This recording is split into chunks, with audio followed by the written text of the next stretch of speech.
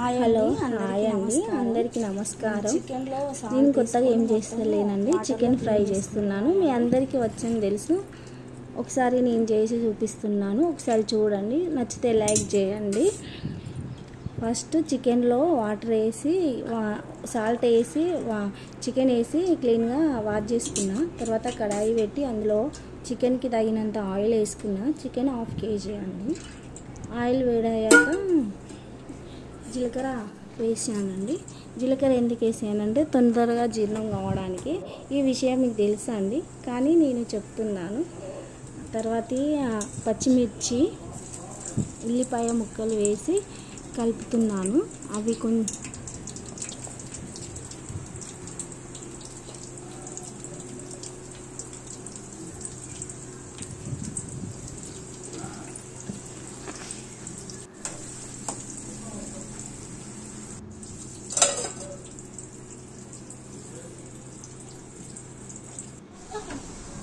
ఉల్లిపాయ ముక్కలు కొంచెం గోలిన తర్వాతకి పసుపు వేసి, పసుపు గోలిన తర్వాత అందులోనే చికెన్ వేసి, చికెన్లోనే సాల్ట్ వేసాను.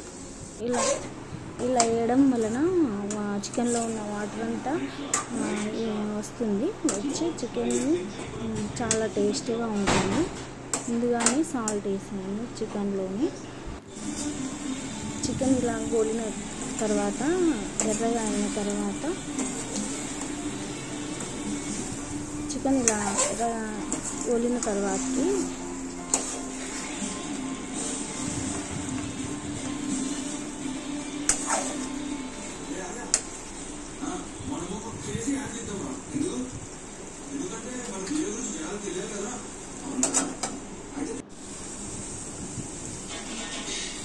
అల్లం వెల్లుల్లి పేస్ట్ వేస్తున్నానండి.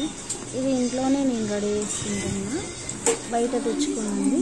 ఇలా ఇంట్లో రెడీ చేసి వేసుకోవడం వలన చాలా టేస్టీ ఉంటాయి. ఏ కర్రీలోనైనా ఇంట్లోనే రెడీ చేసుకున్నాను. చికెన్, అల్లం వెల్లుల్లి పేస్ట్ అయినా మసాలాలైనా ఇంట్లోనే రెడీ చేసుకుంటాను. నేను బయట నుంచి తెప్పించుకొని ఇంట్లో రెడీ చేసుకోవడం వలన ఫ్లేవర్ బాగుంటుంది బయట వాటికంటే. ఒకసారి ట్రై చేసి మీరు చూడండి. అల్లం గోలిన తర్వాత అది అల్లం వేసి మొత్తం కలుపుతున్నాను. కలిపినాక అది కొంచెం పచ్చివాసన పోయేదానికి ఉంచి దానికి చికెన్కి సరిపడంత కారం వేస్తున్నాను.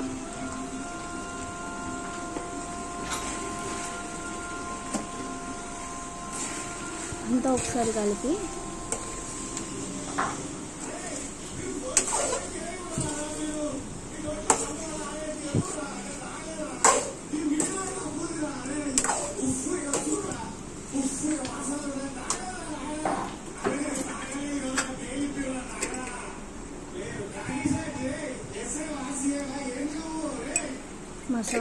గరం మసాలా వేస్తున్నా. ఇది ఇంట్లోనే రెడీ చేసుకున్నాను.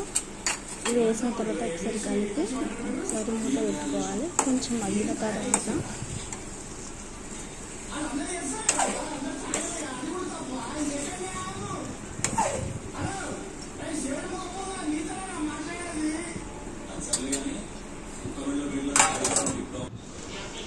కొత్తిమీర వేసి కలుపుకోవాలండి.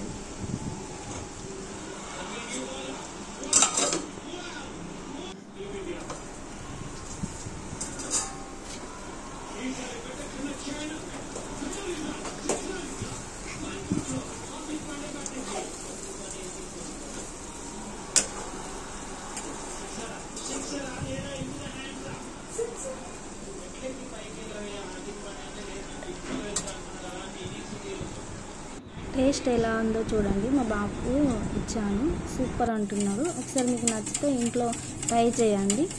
ట్రై చేసి బాగా వస్తే మాకు కామెంట్ చేయండి. చికెన్ తిన్న తర్వాతకి పిల్లలు ఎప్పుడైనా చల్ల అడుగుతారండి. దానికోసమని పెరుగులో కొంచెము సాల్ట్ వేసుకొని, టేస్ట్ తగినంత సాల్ట్ వేసుకొని పెరుగులో కొంచెం వాటర్ వేసి మిక్స్ చేసుకుంటున్నాను.